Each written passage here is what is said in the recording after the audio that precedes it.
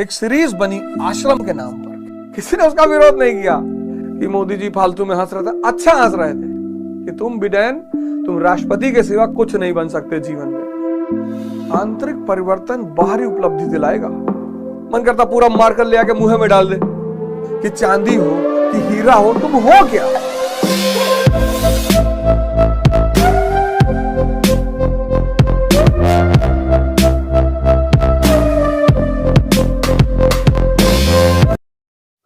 तुमने जिस दिन अपने मन को समझा, पहला चरण क्या है? मन को समझना कि अच्छा ये मुझे बेवकूफ बना रहा है। पहला चरण है मन को समझना। वो भी ध्यान से ही होगा। हर लड़की से विवाह करना चाहता है, कह नहीं पाता, जानता पिटा जाएंगे, चाहता तो वही है। तो पहला चरण है मन को समझना कि यार मुझे मेरा मन ही बेवकूफ बना रहा है। तंबाकू खिला रहा है बुद्धिवर्धक चूर्ण बता के, सिगरेट पिला रहा, कह रहा नींद नहीं आती, रात भर पढ़ाई होती,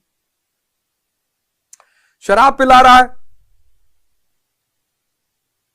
कहता रिलैक्समेंट मिलती है। मिलती तो है रिलैक्समेंट, उससे ज्यादा कपालभाति से मिल जाएगी, भस्त्रिका से मिल जाएगी, पर मेहनत लगेगी और मन मेहनत से भागता है। तो पहला काम है मन को समझना। दूसरा काम है मन को बदलना। अब ये चैलेंजिंग काम है, थोड़ा सा समझना भी चैलेंजिंग है, फिर बदलना। अब बदलने के लिए क्या करना है? तपस्या करनी। हिमालय में नहीं जाना है।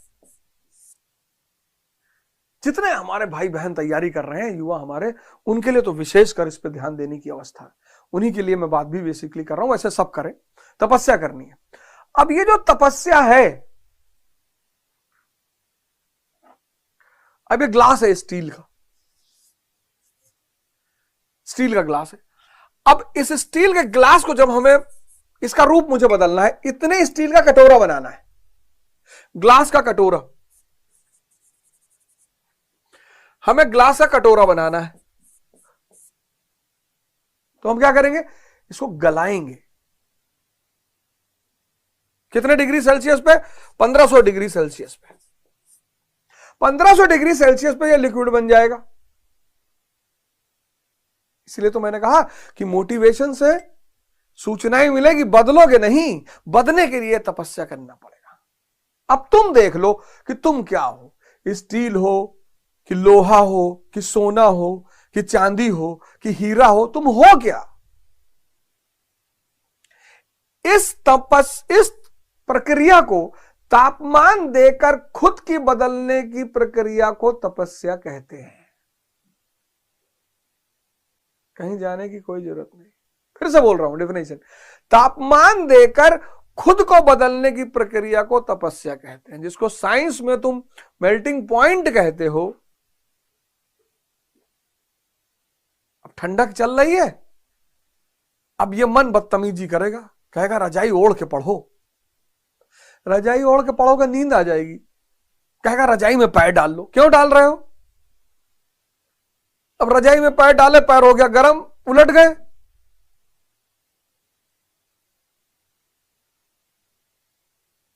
तो इसका मतलब सड़क पे खड़े होकर पढ़े ठंडी में, कपड़ा वपड़ा उतार के? नहीं, वो भी नहीं करना है, एक्सट्रीम पे नहीं करना है। कष्ट में कुछ तपस्या, कष्ट का बात है, कष्ट का। इसीलिए तो लोग भाग रहे हैं आज। पूंजी बात कह रहा, कष्ट क्यों कर रहे हो? कैब चाहिए, उबर बुला लो तुम्हारे घर पे, और शाही उबर चाहिए। पहले धर्मशाले बने होते थे, धर्मशाले में चद्दर उद्दर होता था। आज तुम धर्मशाला और होटल में फर्क देखो। धर्मशाला, किसी धर्मशाला में रुक के देखो, और आज होटल इंडस्ट्री में रुक के देखो, जितना ज्यादा पैसा। मैं दुबई गया तो उन्होंने कहा साहब वहां कोई होटल है, नाम हम बताए, बोले वहां जरूर रुकिएगा, एक रात का 2-3 लाख रुपए लगता है और वहां जरूर रुकिएगा। मैंने कहा वहां है क्या? तो बताया गया कि अरे दुनिया की सारी सुविधाएं हैं। अब तुम ताज में रुकोगे, बंबई के ताज में, तो एक दिन का वो लेंगे 30,000 रुपया मिनिमम। और तुम हरिद्वार के काली कमली वाले धर्मशाला में रुकोगे तो एक दिन का लेंगे 500 रुपया।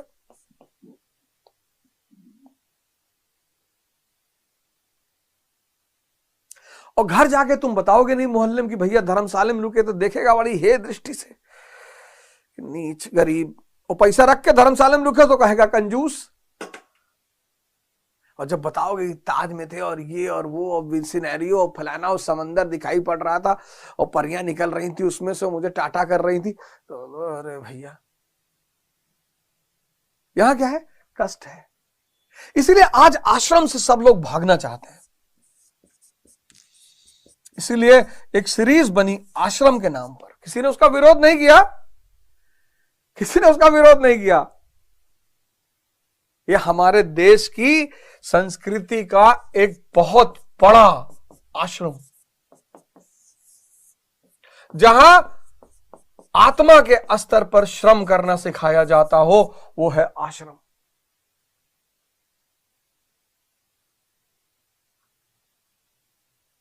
यहां होटल, जहां निकम्मा बनाना, अब आप जाएं रहे वो सब अलग बात है। आप होटल में रह के भी तपस्या कर सकते, कोई बड़ी बात नहीं, बस आप होश में तो रहें। शुरुआत के 6 महीने आपको ये सब खेल समझना होगा। इसका कुछ लोग क्या करते हैं ना, एक्सट्रीम पे चले जाते हैं कि आज के बाद होटल में नहीं रुकना। ऐसा नहीं है, होश में रहो ना, देख के रहो, समझ के रहो। पैसा, आज क्यों लोग पैसा कमाना चाहते हैं, सुविधा के लिए।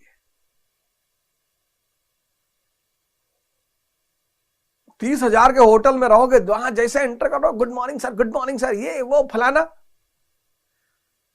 अब यूपीएसआरटीसी के बस में बैठते हो, कंडक्टर पेन यहां लगा रहता, हाँ टिकट बनवाए,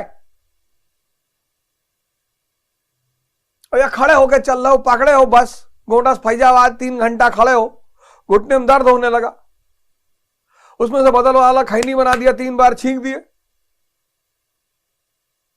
लेकिन जब हवाई जहाज में बैठते हो, पैसा लिया है तुमसे,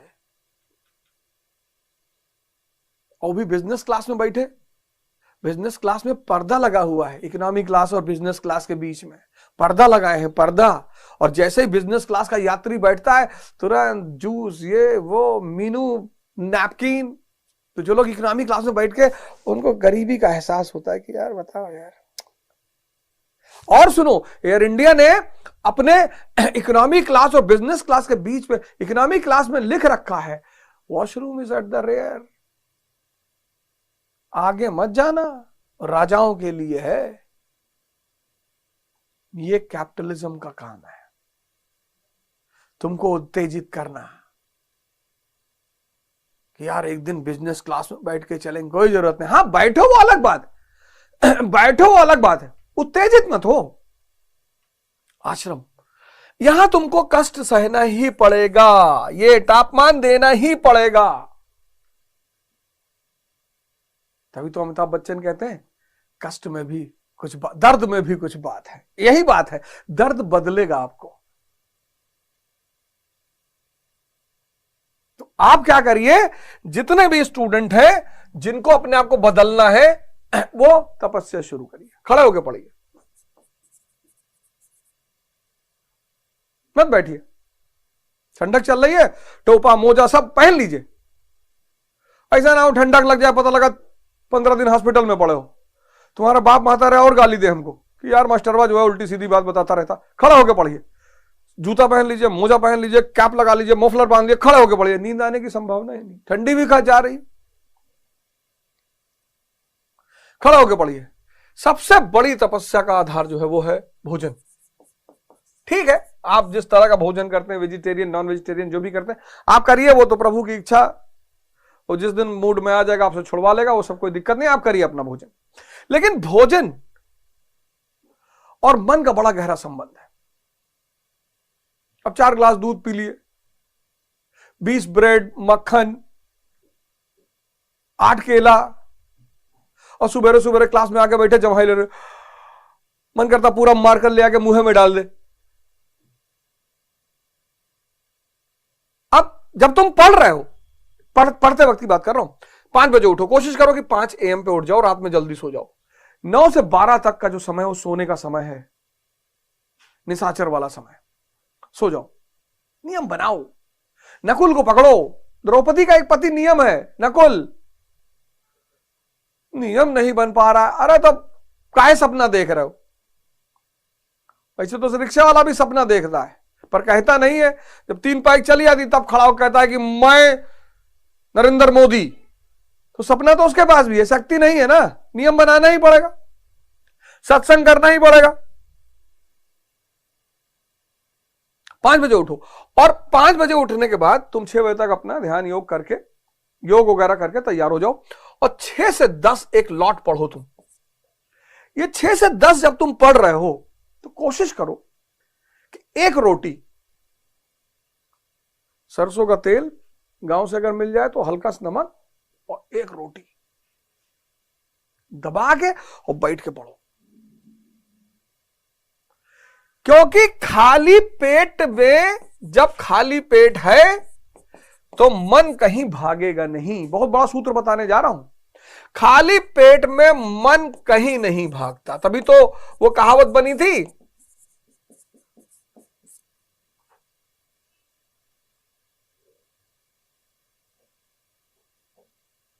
कि भूखे पेट भजन नहीं होता,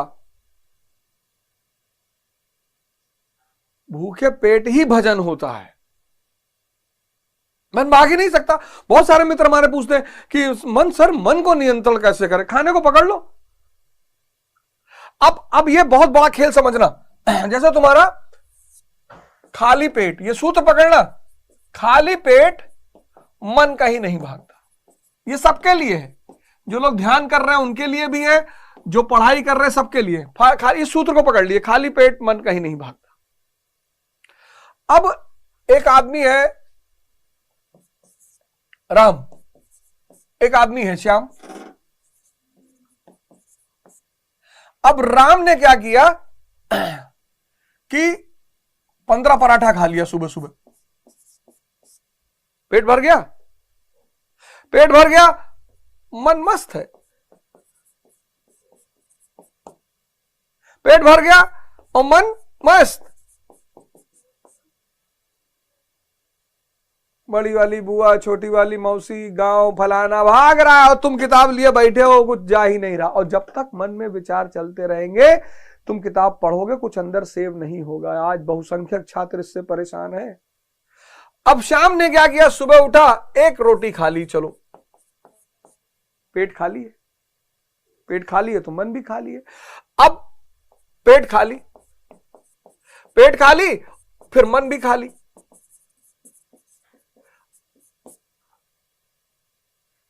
कितना बढ़िया अवसर है मन को भरने का, बाहर की चीजों से, ज्योग्राफी से, साइंस से, इकोनॉमी से। काकचेष्टा बको ध्यानम अल्पाहारी स्वानिद्रा, यही तो विद्यार्थी के लक्षण बताए गए।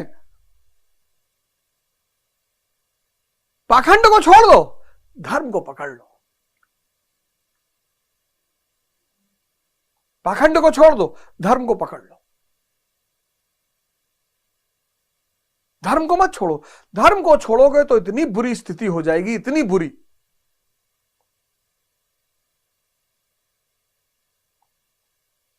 पाखंड को छोड़ दो।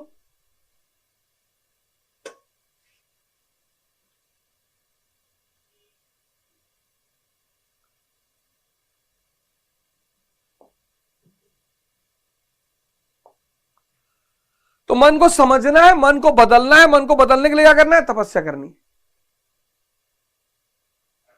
और यह है तपस्या का सिद्धांत। कष्ट उठाना है 6 महीने।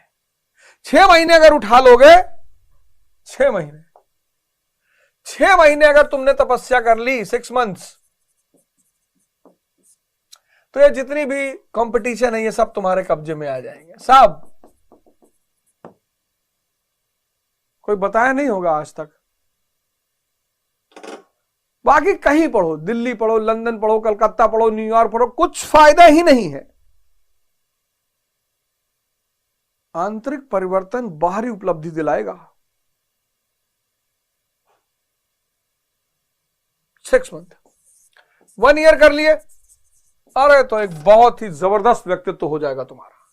कुछ भी करो। 5 साल कर लिए, तब तो भारत के प्रधानमंत्री मोदी जी उसका सबसे बड़ा एग्जाम्पल है। वो कौन सा हार्वर्ड और येल से पढ़े हुए हैं, किसी ने उनको यह सूत्र बता दिया। कहते हैं, पता नहीं, मेरी तो कभी मुलाकात नहीं हुई, ना मेरी बातचीत है, और मैं मिलना भी नहीं चाहता। मैं कौन सा ठेकेदार हूं, बिजनेसमैन हूं कि मुझे ठेका लेना है। भारत के प्रधानमंत्री इतने बिजी आदमी है, उनसे क्या करेंगे मिलके। मैं तो गुरु महाराज से मिलना चाहता हूं, अग्रानंद महाराज जी से। संत महात्मा कहीं भी, तो कोयंबटूर गया आश्रम में, वहां रहा 1 हफ्ते। सदगुरु जी के आश्रम में बड़ा आनंद आया।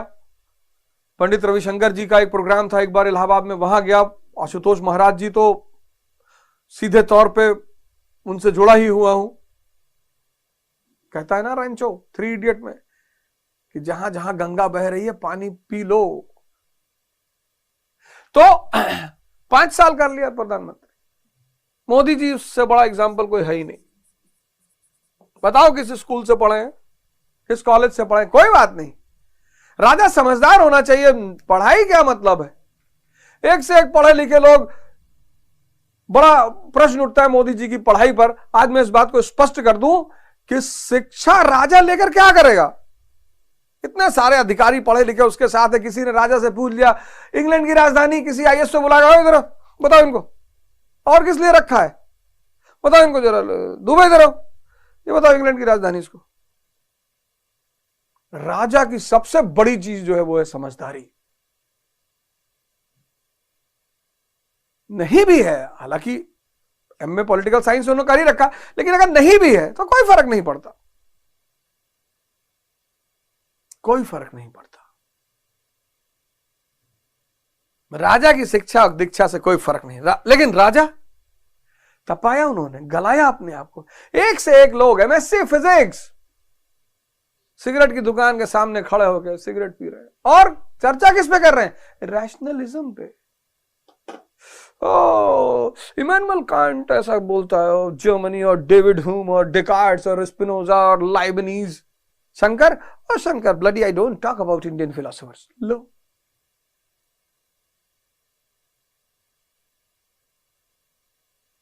मोदी जी तो नहीं पीते क्योंकि ध्यान ही है ना, जरूरत ही नहीं है। भाई शराब नहीं पीते।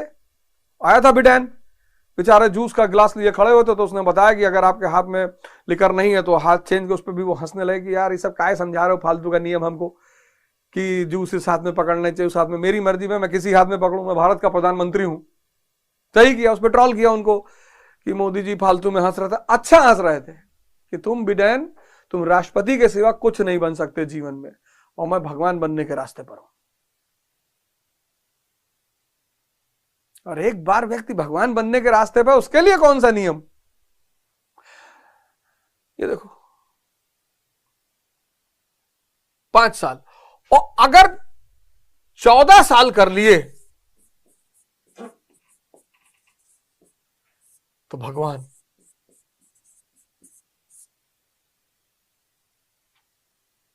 अब तुम डिसाइड कर लो कि कितने साल कष्ट झेलने हैं तुम्हें। कुछ लोग कहते हैं ना, भैया हमारी पूरी जिंदगी कष्ट में बीत गई, क्योंकि तुम अध्यानी हो। जिंदगी नचाएगी तो है ही है, जिंदगी नचाएगी तो है ही है, उसका काम है नचाना। लेकिन अगर होश में तुमने खुद ही नाच लिया, तब तुम नचवाओगे लोगों को। मैं बार बार रिक्शे वाले का एग्जांपल लेता हूं। वो रिक्शा वाला देखो कितना श्रम कर रहा है, कितना नाच रहा है, पर होश में नहीं। अगर वो होश में रिक्शा चलाना, ध्यान में रिक्शा चलाना शुरू कर दे, 2 साल 3 साल मैक्सिमम 4 साल 5 साल बाद पूंजीपति हो जाएगा वो। लेकिन वो तो कह रहा भैया सब यहां लिखा है तकदीर में, माथे में सब लिखा है। बे माथा है कि लेटर पैड है बे? यही तो विवेकानंद कहते हैं कि मनुष्य के हाथ में उसका भाग्य है। अगर उसे तपस्या का सिद्धांत समझ में आ गया तो कष्ट देना शुरू कर देगा। जैसे ही कष्ट देगा वैसे ही परिवर्तन शुरू हो जाएगा।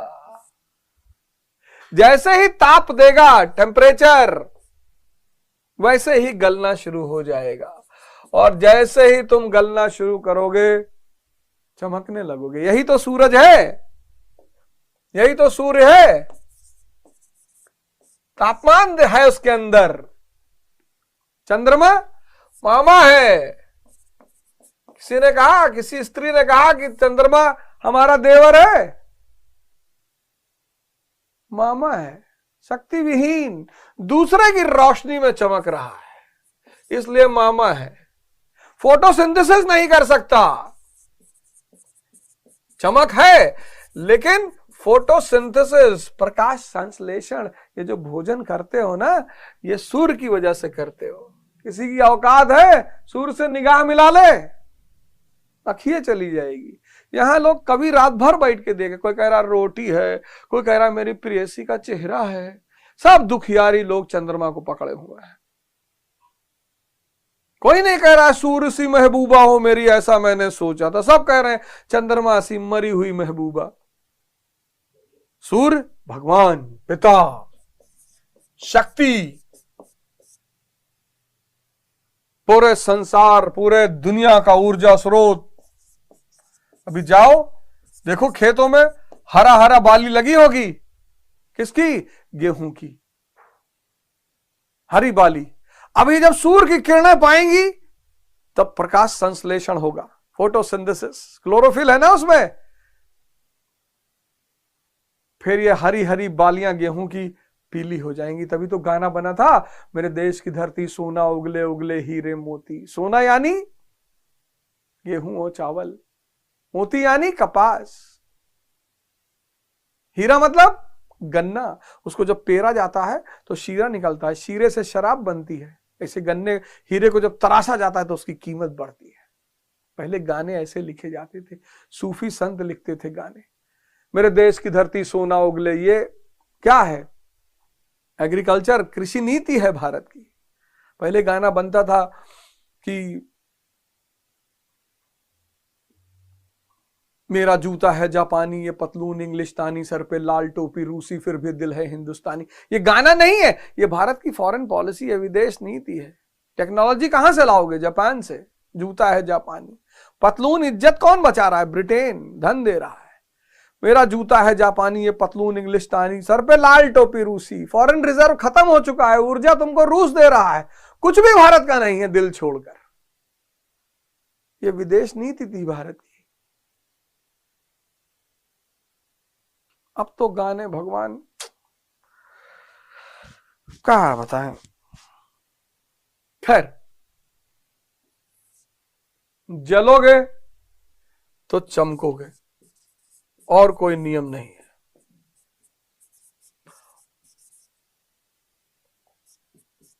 और कोई नियम ही नहीं है। और कोई नियम ही नहीं है ही नहीं, है ही नहीं, है ही नहीं। जलोगे तो चमकोगे। देख लो, ये भी चमक रहा है दूसरे की रोशनी से।